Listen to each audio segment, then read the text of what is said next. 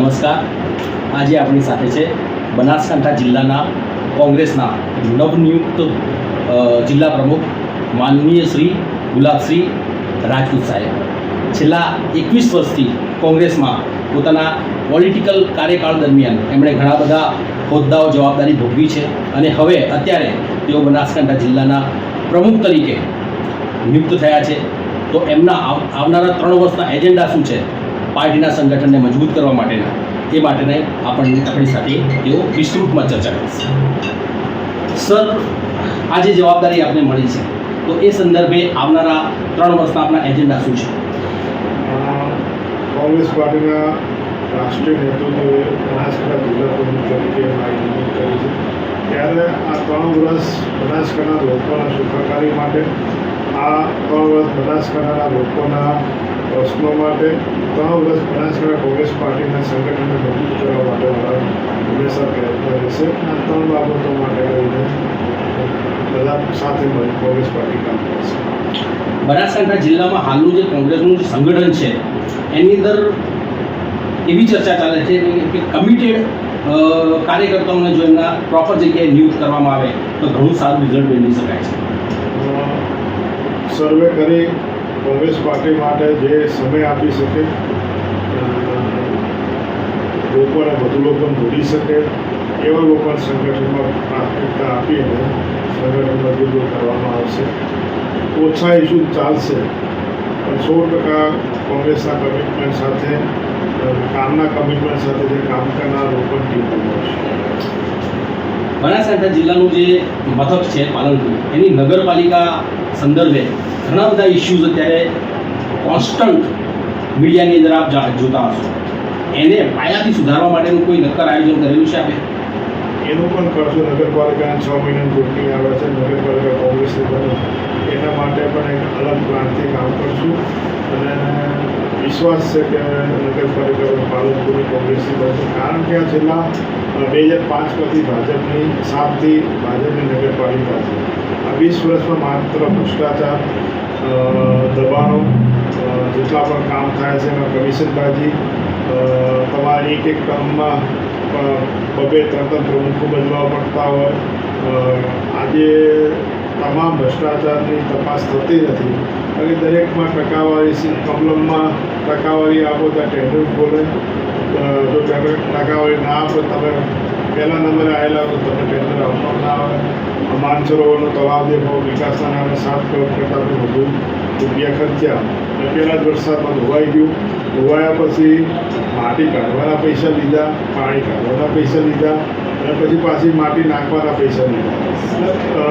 એના સિવાય ત્યાં રસ્તા દેખો, આ એરોમાંનો ટ્રાફિક તમે દેખો, મતલબ ક્યાંય ના હોય. જે એટલો કદાચ ભરૂચ છે અને પુલ પર જે ટ્રાફિક હતો એના કરતાં પણ આ ટ્રાફિક અત્યારે અહીંયા વધારે છે. ચોક્કસ આ બાયપાસ રોડ નીકાળવા હતી, એમાં બિલ્ડરો જમીનો એને કરાવી દીધી અને આજે એ પણ શક્ય બન્યું નહીં. સફાઈનો અત્યારે તમારે વર્ષે મહિને 70 લાખના એના ટેન્ડરો હોય અને સફાઈ તમે પાલનપુરમાં દેખો શું સફાઈ થાય છે, કચરાના ઢગલા છે. આ પાલનપુર 2 વરસાદ પડે, 2 વરસાદમાં પાણીમાં ગરકાવ થઈ ગયું.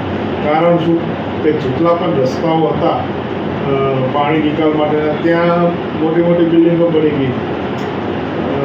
જે ટીપી સ્કીમો જે મૂકવામાં આવી, ટીપીનું આયોજન કરવામાં આવ્યું, માત્ર બિલ્ડરોના લાભ માટે કરવામાં આવ્યું, જેના લીધે આખું પાલનપુર હેરાન થયું.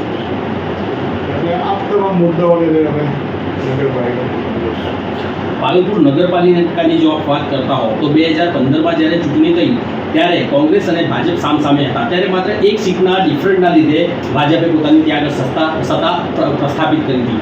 એ પછી 2020-21ની જો વાત કરીએ તો એ દરમિયાન ત્રિપાંખીયો જંગ થયો હતો. એના લીધે કોંગ્રેસની સીટો સાવ ઘટી ગઈ. આ વખતે પણ જો ત્રિપાંખીયો જંગ થશે તો તમે કેવી રીતે રિઝલ્ટ કાઢશો? તો ચૂંટણી આવશે, રણનીતિ બનશે, કોંગ્રેસના કાર્યકર્તાઓને પૂછીને આગામી ચૂંટણીની રણનીતિ બનાવશું અને પૂરો વિશ્વાસ છે કે ભાઈ પાલનપુરના લોકોએ હમણાં લોકસભા ચૂંટણીમાં પણ એક પ્રચંડ બહુમત કોંગ્રેસને આપ્યું.